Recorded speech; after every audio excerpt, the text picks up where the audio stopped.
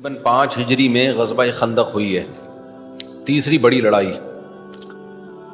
نبی صلی اللہ علیہ وسلم جب مدینہ ہجرت کر کے آئے تو پہلی بڑی لڑائی ہوئی بدر کی۔ اتنی ہسٹری یاد رکھا کریں، پہلی بڑی لڑائی کون سی ہوئی؟ غزوہ بدر۔ اس کے بعد دوسری بڑی لڑائی ہوئی ہے غزوہ احد۔ پھر اس کے بعد جو تیسری بڑی لڑائی ہوئی ہے وہ ہوئی ہے خندق۔ احد کے بعد خندق میں یہ ہوا کہ عرب کے سارے قبائل نے مل کے سوچا کہ بھائی ایک ہی دفعہ سب مل کے مدینہ کی معاذ اللہ اینٹ سے اینٹ بجا دیتے ہیں تاکہ یہ قصہ ہی ہمیشہ کے لیے ختم ہو جائے۔ آپ صلی اللہ علیہ وسلم نے اب ایسی کبھی جنگ آپ نے عربوں نے دیکھی نہیں تھی کہ چاروں طرف سے حملہ ہو۔ ان کی قبائلی جنگ ہوا کرتی تھی، ملکوں سے لڑائیاں عربوں کی نہیں ہوتی تھی۔ ملکوں سے لڑائیاں کیوں نہیں ہوتی تھی؟ کوئی ملک ان پہ حکومت کرنا چاہتا ہی نہیں تھا کہ یہ ریگستان ہے، گھاس کا تنکا نہیں ہے، اس پہ ہمیں ملے گا کیا؟ ہمیشہ بڑی طاقتیں ایسے ملکوں پہ نظر رکھتی ہیں جہاں ان کو کچھ پیٹرول ہو، تیل ہو، گیس ہو، ایٹم بم ٹائپ کی چیزیں ان کے پاس رکھی ہوئی ہوں، مضبوط فوج ہو، اس ٹائپ کی چیزیں جہاں ہوتی ہیں تو وہاں بڑی طاقتوں کی نظر ہوتی ہے۔ غریب ملکوں پہ کیا کرنا ہے ان کے؟ تو صحرا تھے عربوں کے پاس، کچھ کھجور وجور سے گزارا ہو جایا کرتا تھا، تجارتی قافلے بڑے لمبے لمبے جا کے پھر وہ کچھ سال بھر کا انتظام ہو جاتا ان کے لیے۔ تو اس لیے عرب جو جن لڑائیوں کے عادی تھے وہ یہی ہے کہ ایک قبیلے کی دوسرے قبیلے سے، پھر جس قبیلے سے ہو رہی ہے تو ان کے اپنے اتحادی قبیلے بھی ہوتے تھے، ان کے اپنے اتحادی قبیلے ہوتے تھے کہ جی ہم پہ حملہ ہوا تو تم مدد کرو گے، تم پہ حملہ ہوا تو ہم مدد کریں گے۔ اس طرح کے آپس میں ایگریمنٹ بھی، تو بہت بڑی لڑائیاں نہیں ہوتی تھی۔ خندق میں یہ ہوا، غزوہ خندق میں، کہ چاروں طرف سے قبائل نے مل کے سوچا کہ ہم مدینہ پہ اکٹھا حملہ کریں گے اور صفحہ ہستی سے مٹا دیں گے ان کو۔ ایسی لڑائی نبی صلی اللہ علیہ وسلم کی زندگی میں پہلی مرتبہ۔ آپ پریشان ہوئے۔ اب دیکھو پھر یہاں نبی نے یہ نہیں فرمایا کہ چلو اسلحہ اٹھا کے لڑتے ہیں، مدد کرنے والا کون ہے؟ اللہ ہے۔ بھائی پہلے آپ تو اپنے قوائف پورے کریں نا، جو آپ کی ذمہ داری ہے۔ آپ کو تو اسوہ حسنہ بننا ہے نا قیامت تک کے لیے، کہ جب بھی مسلمانوں پہ کوئی مشکل آئے گی تو یہ سر جوڑ کے بیٹھیں گے، استخاروں کی بھینٹ اپنے فیصلے نہیں چڑھائیں گے۔ استخارہ نکالو، جہاں ادھر کو آ رہا ہے تو ادھر چلے جاؤ، ادھر کو آ رہا ہے تو ادھر چلے جاؤ۔ اور یہ صرف یہ نہیں کریں گے کہ دعاؤں پہ اکتفا کر کے بیٹھ جائیں۔ چاروں اب حملہ ہو رہا ہے تو اب کیا کریں؟ آپ نے صحابہ کرام کو بلایا۔ غزوہ احد میں اللہ نے نبی کو حکم بھی دیا تھا کہ کوئی کام مشورے کے بغیر نہیں کرنا، حالانکہ مشورے میں نقصان بھی ہو چکا تھا۔ احد میں مشورہ ہوا تھا کہ باہر نکل کے لڑنا ہے اور نقصان ہو گیا تھا، پھر بھی اللہ نے فرمایا کہ کرنا مشورہ ہی ہے۔ تو نبی صلی اللہ علیہ وسلم نے صحابہ کو جمع کیا، بھائی کیا کریں؟ حضرت سلمان فارسی رضی اللہ تعالیٰ عنہ جو ایران اور فارس کے رہنے والے تھے، انہوں نے بتایا کہ ہم ان جنگوں کے عادی ہیں۔ فارس میں تھے نا، فارسی تھے، وہ پرشین تھے۔ اب دیکھو یہ عربوں کی جنگ ہوتی تو سلمان فارسی پیغمبر کے ساتھ ہوتے؟ وہ تو کہتے بھائی یہ عربوں کی آپس کی لڑائی ہیں، ہمیں کیا کرنا ہے؟ تو یہ عرب کے خلاف جنگ نہیں تھی، یہ ایک نظریات کی جنگ تھی کہ ایک اللہ کو ماننے والے ہزاروں خداؤں کو ماننے والوں سے لڑ رہے ہیں۔ جو باطل کا نظام دنیا میں جنہوں نے نافذ کیا ہوا ہے، وہ لوگ لڑ رہے ہیں ان لوگوں سے جن کے پاس حق کا نظام ہے۔ تو یہ حق اور باطل کی لڑائی ہے۔ آج دنیا میں جتنی جنگیں ہو رہی ہیں نا، حق اور باطل کی نہیں ہو رہی، زمینوں کی جنگیں ہو رہی ہیں۔ ان کو حلال کا لیبل لگایا ہوا ہے کہ یہ جائز ہے، بلکہ ملک کے لیے لڑو آپ، چاہے ملک ظلم کر رہا ہو، اس سے بحث نہیں ہوتی۔ اور اسلام کی تلوار جو حق اور باطل کے لیے اٹھی ہے، اس کو کہتے ہیں اسلام کس سے پھیلا ہے؟ تلوار سے۔ اور مسلمان ہوتے ہیں دہشت گرد۔ حالانکہ نظریے کی بیس پہ لڑنا اگر صحیح نظریہ ہے وہ تو سمجھ میں آتا ہے، باقی کسی بیس پہ بھی لڑائی کی کوئی تک نہیں بنتی۔ کیوں لڑ رہے ہو بھائی؟ تم کیوں اس کی زمین پہ تم کیوں قبضہ کر رہے ہو؟ تو نبی صلی اللہ علیہ وسلم نے مشورہ لیا تو حضرت سلمان فارسی رضی اللہ تعالی عنہ نے عرض کیا یا رسول اللہ ہمارے ہاں جب ایسی لڑائیاں ہوتی ہیں تو مسئلہ کیا ہے، ابھی ہم نے دشمن پہ بڑھ کے حملے تھوڑی کرنے، اتنی تو ہم میں طاقت نہیں ہے، اتنے بڑے بڑے قبائل چاروں طرف سے، اکیلے نہتے کہاں لڑ سکتے ہیں ان سے، یہ تو مشورے میں بات ہی نہیں ہوئی ہے کہ ہم نے ان کو کیسے فتح کرنا ہے، نہ ان کو مدینہ آنے سے روکنا کیسے ہے، ڈیفینس کیسے کرنا ہے۔ تو مشورہ کس پہ ہو رہا تھا؟ اقدام پہ نہیں بلکہ ڈیفینس پہ۔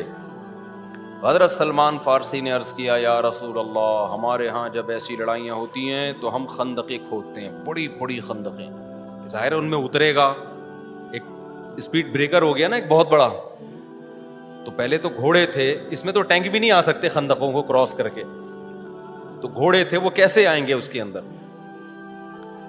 اور مشورے ہوئے تو اس کے علاوہ نبی اور صحابہ کے پاس کوئی آپشن نہیں تھا، لیکن یہ خندقیں کھودنا آسان کام نہیں تھا۔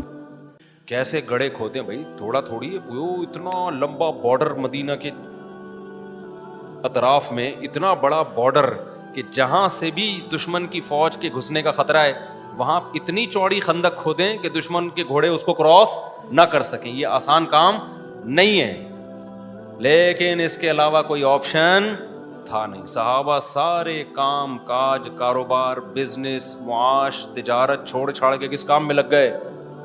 کدال چلانے میں۔ خود نبی صلی اللہ علیہ وسلم بھی اسی میں لگ گئے، اور کہیں نرم زمین تھی، کہیں پتھریلی زمین، بڑے بڑے پتھر آ جاتے ان کو کھودنا مشکل، تو ایسی حالت ہوئی ہے، اور دشمن نے چاروں طرف پڑاؤ ڈالنا شروع، ادھر سے تیروں کی بارش ان کی طرف سے، اتنی سخت یرغار ہوئی ہے تیروں کی کہ اس کا نقشہ پھر قرآن مجید نے سورہ احزاب میں، احزاب کہتے ہیں لشکروں کو، حزب کہتے ہیں ایک لشکر، اس سورت کا نام ہی کیا ہے؟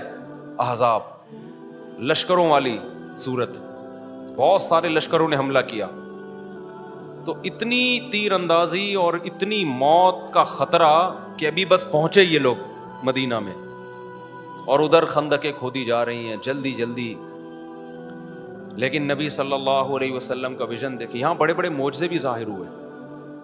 آپ صلی اللہ علیہ وسلم کدال آپ نے ماری تو ایک پتھر سے چنگاری اڑی، آپ نے فرمایا میں روم اور فارس کے کنگن تمہارے ہاتھوں میں دیکھ رہا ہوں۔ کیا مطلب؟ بہت جلد روم اور فارس، یہ اس وقت کے امریکہ اور روس سے بھی زیادہ پاورفل ریاستیں تھیں، صدیوں سے چلی آ رہی تھی، ایک طرف روم تھے عیسائیوں کی، ایک طرف فارس آگ پرستوں کی، یہ دو بڑی پاورفل ریاستیں تھیں۔ روم تھے اس طرف کو، یہ قبلہ ہے نا جس طرف، اس کے شمال کی طرف، اور فارس کس طرف تھے؟ ایران کی طرف۔ تو اسی وجہ سے عیسائیت کا سارا زور زیادہ تر رشیا اور پھر یورپ کی طرف گیا ہے نا، ترکی اور یورپ کی طرف، وہاں ان کی بڑی ریاستیں قائم۔ اس طرف جو تھے نا یہ آگ پرست لوگ تھے، تبھی آپ دیکھیں نا ہندوستان میں وہ بھی بت پرست لوگ، آتش پرست لوگ، پارسی وارسی، یہ جو خطہ ہے نا ہمارا، یہ زیادہ تر آتش پرستوں کا تھا اور بت پرستوں کا خطہ تھا۔ تو نبی صلی اللہ علیہ وسلم اتنی کمزوری کی حالت میں، اور آپ خوشخبری کیا دیکھ رہے ہیں کہ روم اور فارس جو بڑی بڑی ریاستیں ہیں اس کے کنگن کس کے ہاتھ میں آئیں گے؟ ان کے کنگن تمہارے ہاتھ۔ کوئی ہوتا اس وقت دنیا پرست، وہ کہتا دیکھو بھائی حالت اپنی یہ ہے کہ اپنا دفاع ہو نہیں رہا، اور خوشخبریاں کیا دی جا رہی ہیں کہ روم اور فارس میں ہماری فوجیں داخل ہونے والی ہیں۔ یہ بھی آپ صلی اللہ علیہ وسلم کے سچے نبی ہونے کی دلیل ہے۔ علماء نے نا ہمارے نبی کے معجزات جمع کیے ہیں جو صحیح احادیث سے ثابت ہیں، بہت سارے ہیں وہ معجزات، صرف معجزہ یہی تھوڑی ہے کہ چاند کے 2 ٹکڑے کر دیے، یہ جو آپ کا اتنا کانفیڈنس تھا نا، اتنا کانفیڈنس، اور ایسے کانفیڈنٹ ہو کے آپ صلی اللہ علیہ وسلم کام کر رہے تھے، یہ کانفیڈنس خود اس کی دلیل ہے کہ آپ کو اپنے نبی ہونے کا یقین تھا، اور صحابہ بھی اسی وجہ سے لگے ہوئے آپ کے ساتھ۔ تو اسی میں پھر یہ واقعات ہوئے کہ بھوک سے حالت خراب ہو گئی، صحابی نے اپنا پیٹ دکھایا کہ پتھر باندھا ہوا ہے، آپ نے اپنا پیٹ دکھایا 2 پتھر باندھے ہوئے تھے۔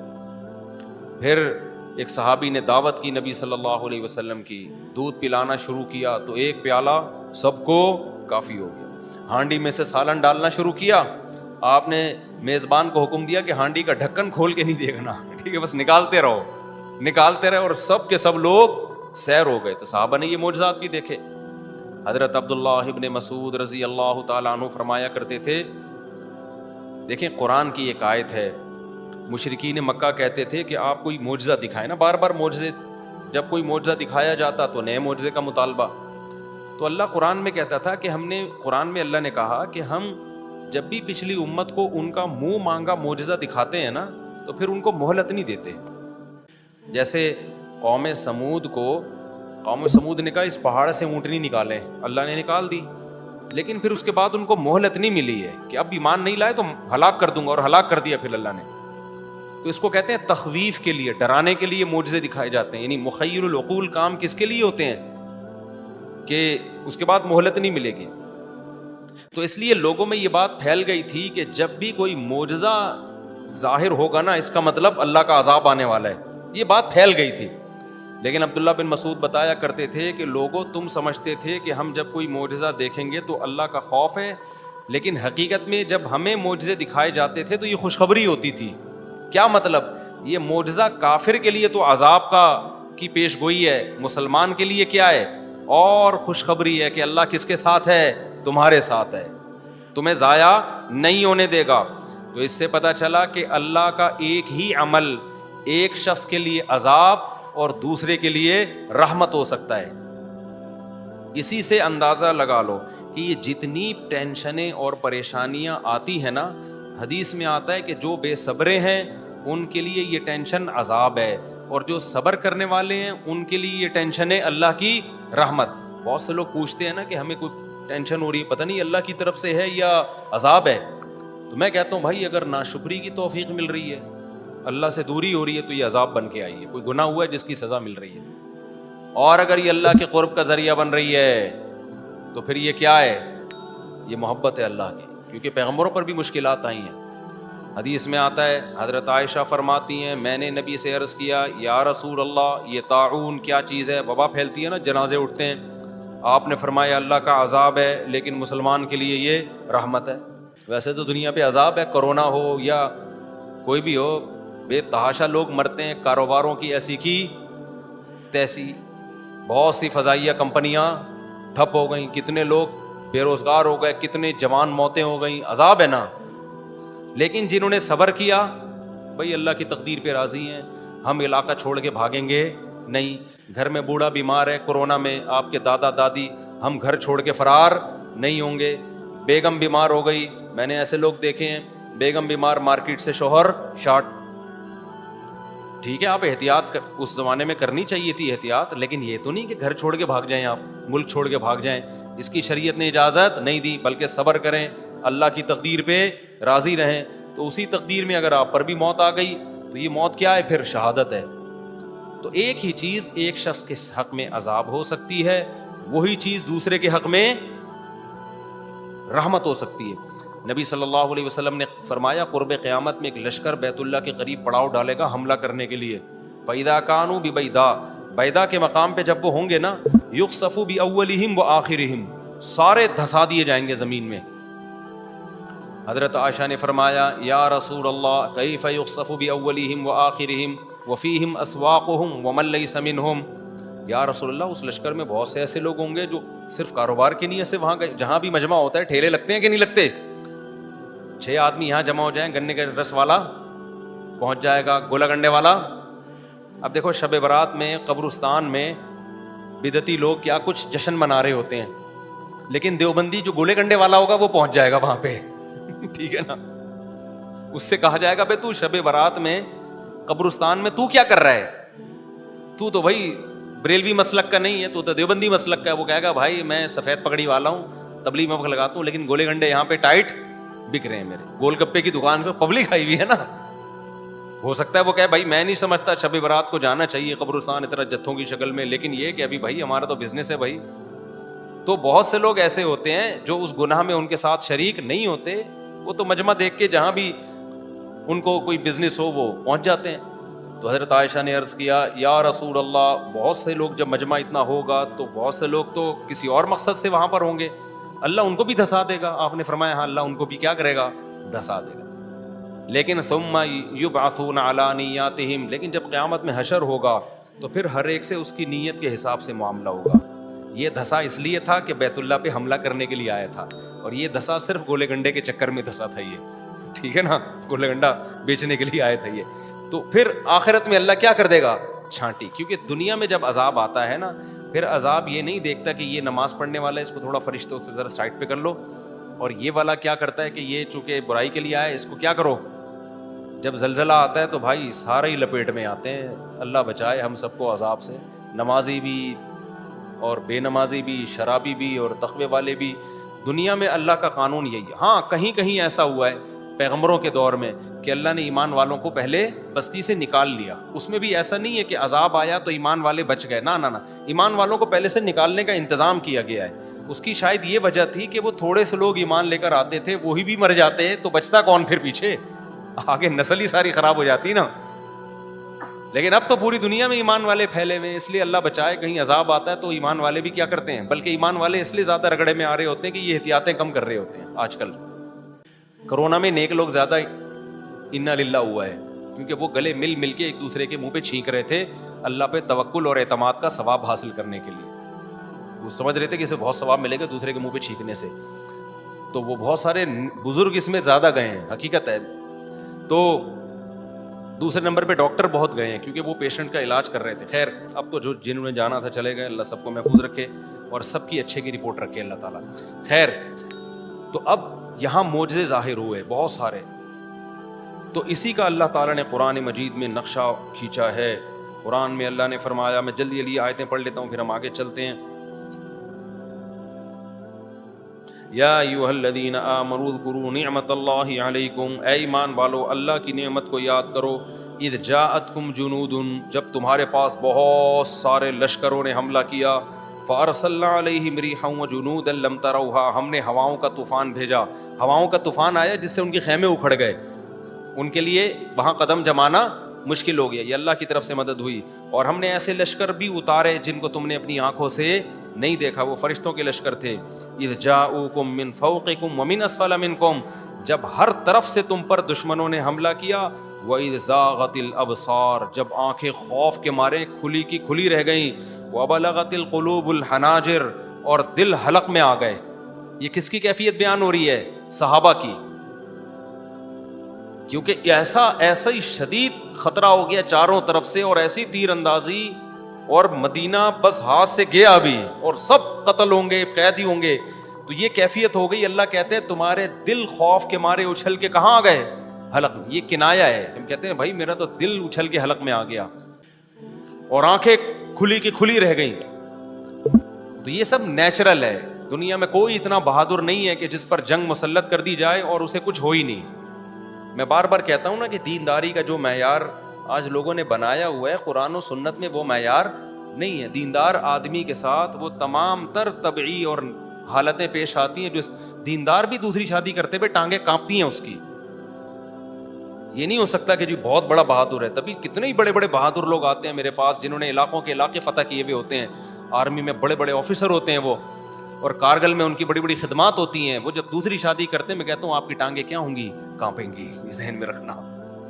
چاہے نشان حیدر شہادت کے بعد آپ کو ملے، یا کوئی وہ تمغہ امتیاز ملے، یا کچھ بھی ملے، یہ نیچرل ہے. جس مسلمان کی دوسری شادی کے وقت ٹانگیں نہیں کانپ رہی ہیں وہ دائرہ استغفر اللہ زیادہ ہو جائے گا. کہنے والا تھا دائرہ اسلام سے وہ دائرہ انسانیت سے خارج ہے.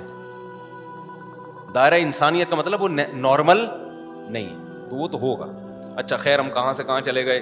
تو یہ سب چیزیں نیچرل ہیں میرے بھائی. تو صحابہ کی کیفیت کیا ہوئی ہے؟ دیکھو اسلام اس طرح سے دنیا میں پھیلا ہے، لڈو کھا کے نہیں پھیلا. یہ صحابہ پہ، اور یہ وہ لوگ ہیں جو بیچارے مکہ سے ہجرت کر کے گھر بار چھوڑ کے آئے. ان کو امیدیں دلائی گئی یہ ہو جائے گا یہ ہو جائے گا. ہوا کیا؟ پہلا بدر کا معرکہ ہو گیا، وہ ایک ٹینشن. پھر احد کا معرکہ ہو گیا، وہ بھی جنگ مسلط ہوئی.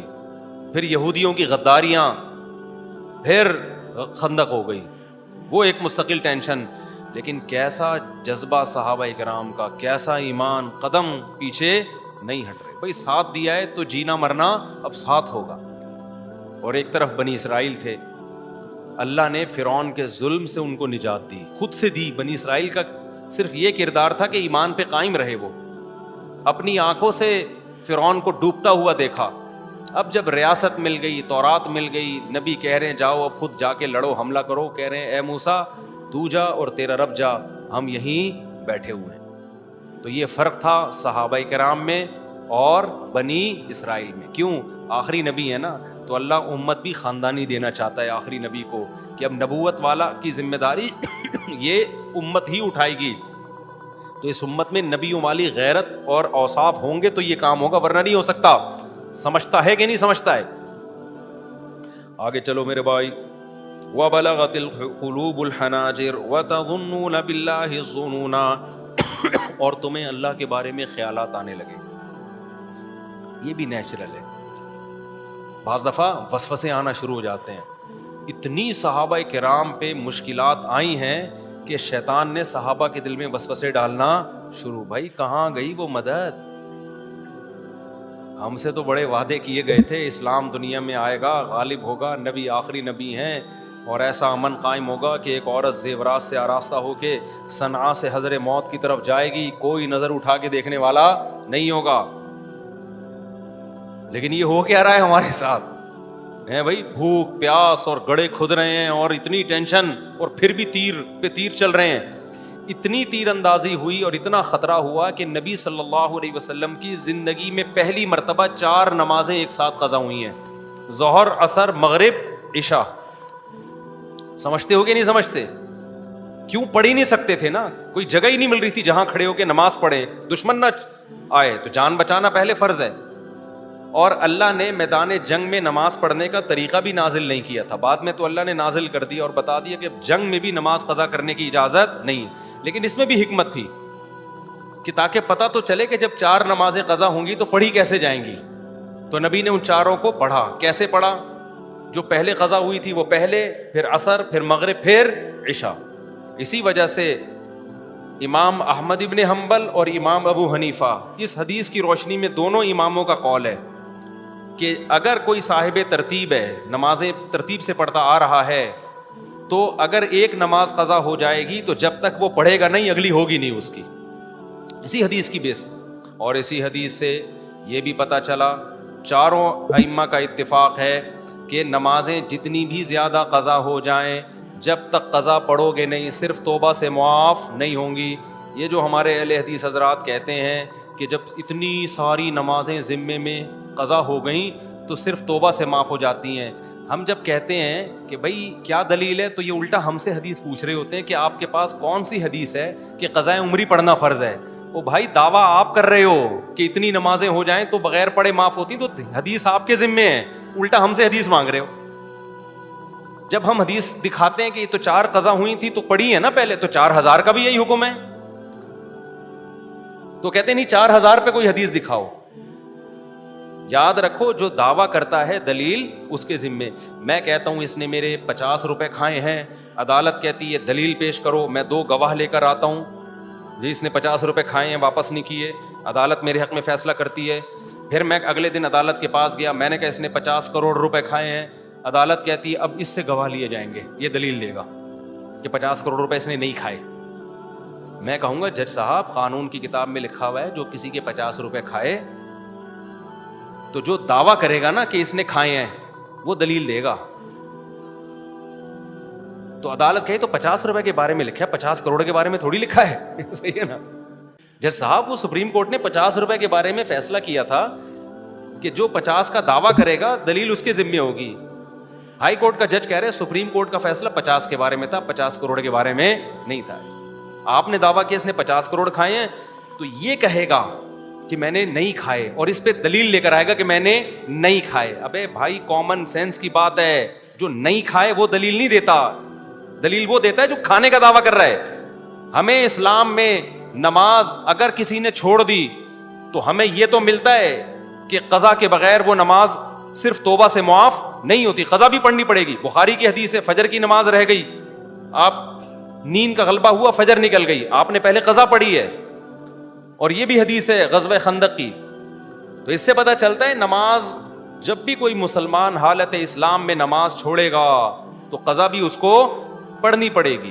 بعض لوگ یہ کہتے ہیں کہ بھائی اس میں حرج بہت ہے, 10 سال سے آپ نے نمازیں نہیں پڑھی, 15 سال سے نمازیں نہیں پڑھی, حرج بہت ہے.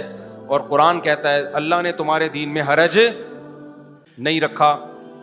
اس کا جواب یہ ہے کہ حرج جب ہے جب آپ اس کو 10 سال کی نمازیں ایک دن میں پڑھنے کا حکم دے رہے ہو.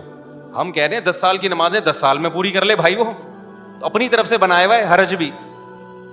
ہم تھوڑی کہہ رہے ہیں 10 سال کی نماز ایک دن میں پوری کرے, 10 سال کی کتنے دن میں کرے, وہ 10 سال میں پوری کر لے نا, اس میں کیا حرج ہے.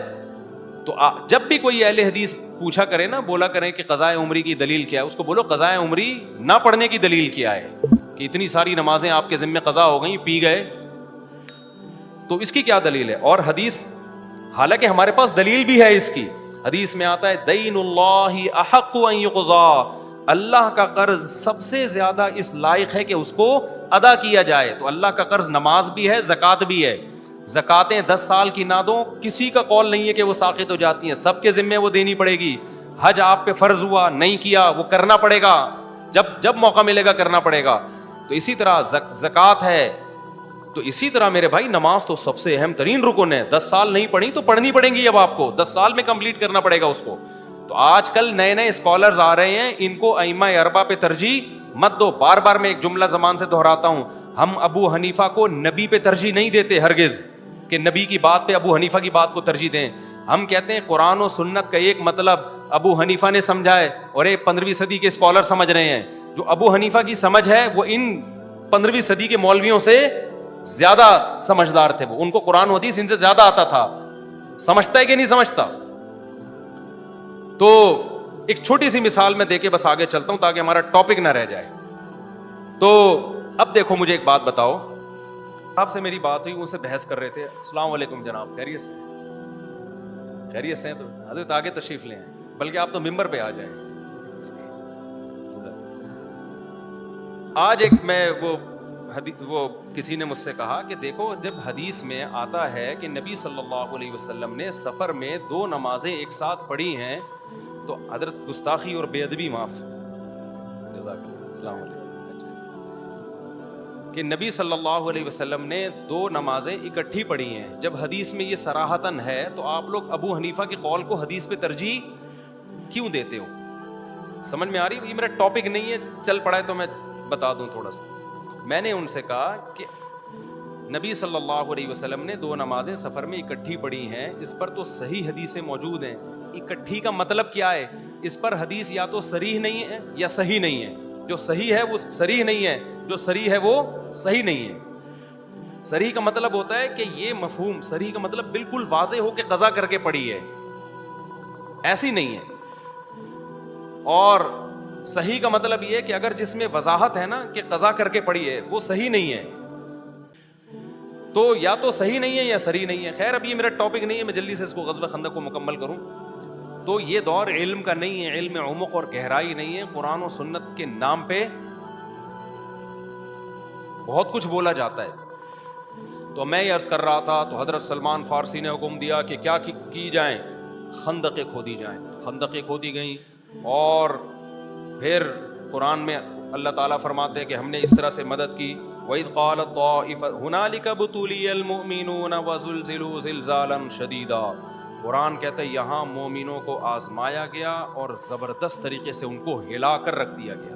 وَتَظُنُّونَ بِاللَّهِ الظُّنُونَ پر بات کر رہا تھا کہ دل میں کیا آنا شروع ہو گیا, خیالات, وسوسے آنا شروع ہو گئے. تو اس سے بھی پتہ چلتا ہے کہ وسوسے آنا یہ ایمان کے منافی نہیں, یہ ہر شخص کو آتے ہیں. ایسے لوگ آتے ہیں مجھے بتا رہے ہوتے ہیں کہ مجھے یہ خیال آ رہا ہے پتہ نہیں جنت ہے یا نہیں. تو یہ ان کا حل یہ ہے کہ آنے, یہ آئیں گے خود ہی مارکیٹ سے شارٹ ہو جائیں. ان کو زیادہ لفٹ کرایا نا کہ کیوں آ رہے ہیں, تو یہ اور زیادہ دماغ میں کھوپڑی میں گھسیں گے. عمل کو سیدھا رکھو. میں اکثر ایک مثال دیتا ہوں, آپ کے باس نے آپ کو کوئی کام کہا کہ جا بھائی یہ تو چیک بینک سے نکال کے کمپنی کے اکاؤنٹ میں جمع کرا دے. آپ کو وسوسے آنا شروع ہو گئے, یار میں جاؤں گا چیک نکالوں گا, پتہ نہیں ڈاکو چھین نہ لیں, یہ نہ ہو جائے, وہ نہ ہو جائے, یہ نہ ہو جائے, باس نے یہ حکم صحیح بھی دیا ہے کہ غلط تو نہیں دیا, اس کے کرنے سے میں اسلام سے خارج ہو جاؤں گا یا جنت میں جاؤں گا. باس کو ان چیزوں سے کوئی فکر ہے؟ بولو نا. آپ آئے, آپ نے کہا میں نے چونکہ چیک نہیں نکالا, چونکہ مجھے وسوسے بہت آ رہے تھے. باس کہے گا تیرے وسوسے تو اپنے پاس رکھ, جو کام میں نے تجھے بتایا تھا کمبخت تو نے وہ کام کیا ہے یا نہیں کیا. تو اللہ میاں کا بھی یہی حال ہے, آپ کے ذمے جو کام لگایا ہے نا, نماز پڑھو, وضو کرو, زکوٰۃ دو, بہنوں کی وراثت ان کے حوالے کرو, عقیدہ اپنا صحیح رکھو, یہ کام تمیز سے کرتے رہو. پھر جو آ رہا ہے آنے دو, جو جا رہا ہے جانے دو. تو وسوسے کا علاج بھی یہی ہے کہ ان کو لفٹ نہیں کراؤ زیادہ. تو اللہ تعالیٰ فرماتے ہیں هنالک ابتلی المؤمنون وزلزلوا زلزالا شدیدا وإذ يقول المنافقون والذین فی قلوبهم مرض ما وعدنا اللہ ورسولہ الا غرورا. صحابہ کے دل میں تو صرف وسوسے آئے, منافقین کو پروپیگنڈا کرنے کا بہترین موقع مل گیا. منافقین نے کہا ہم تو پہلے ہی کہتے تھے کہ یہ اللہ رسول کے وعدے صرف سیاسی باتیں. جیسے ایک سیاسی مولوی صاحب تقریر کر رہے تھے, سیاست لوگ تقریریں کرتے ہیں نا, سیاستدان. کبھی کسی سیاستدان کو سچ بولتے ہوئے دیکھا تقریر میں آپ نے؟ ایک سیاسی صاحب تقریر کر رہے تھے کہ آپ مجھے ووٹ دیں, میں 2 اسکول بناؤں گا, لڑکیوں کے لیے الگ, لڑکوں کے لیے الگ. آپ مجھے ووٹ دیں, میں 2 ہاسپٹل بناؤں گا, مردوں کا الگ, عورتوں کا الگ. کسی نے کہا ہمارے یہاں میٹرنٹی ہوم نہیں ہے, سمجھ رہے ہو نا, خواتین کے جو بچہ دینے کا اس ہسپتال وہ نہیں ہے. اس نے کہا آپ مجھے ووٹ دیں, میں 2 بناؤں گا, مردوں کے لیے الگ, عورتوں کے لیے الگ. تو سیاستدان کو تو پھینکنا ہوتا ہے, وہ تو پوچھ تو لے بھائی میٹرنٹی کا مطلب کیا ہے. تو موقع مل گیا ان کو, اس کو تقریر کا موقع چاہیے. تو منافقین کو یہاں کیا مل گیا؟ موقع. کہہ رہے ہم نے تو پہلے ہی کہا تھا کہ یہ صرف سیاسی باتیں ہیں, کہ جنت جہنم, اور محمد صلی اللہ علیہ وسلم نے ہمیں میدان جنگ میں لا کے کھڑا کر دیا. یہ تو ہمارے مروانے کا پورا پہلے سے کیا تھا؟ پلان تھا. ما وعد اللہ ورسولہ الا غرورا, یہ تو جھوٹے وعدے ہم سے کیے ہیں. وَيَسْتَأْذِنُ فَرِيقٌ مِّنْهُمُ النَّبِيَّ إِنَّ بُيُوتَنَا يَقُولُونَ إِنَّ بُيُوتَنَا عَوْرَةٌ. بہت سے منافقین اس جنگ میں آئی نہیں اور کہنے لگے ہمارے گھر خالی ہیں, گھروں میں لیڈیز ہیں, ان کی حفاظت کرنے والا کوئی نہیں ہے. ایکچولی ہمیں کیا چاہیے؟ ایک لیو چاہیے, 6 مہینے کی لیو چاہیے ہمیں, ٹھیک ہے نا. انہوں نے بہانے کر کے, اس سے پتہ چلتا ہے کہ جب بھی قوم پر کوئی اجتماعی مشکلات آتی ہیں, 2 نمبر لوگ پیچھے بھاگتے ہیں, 1 نمبر لوگ اس غم میں قوم کا ساتھ دیتے ہیں.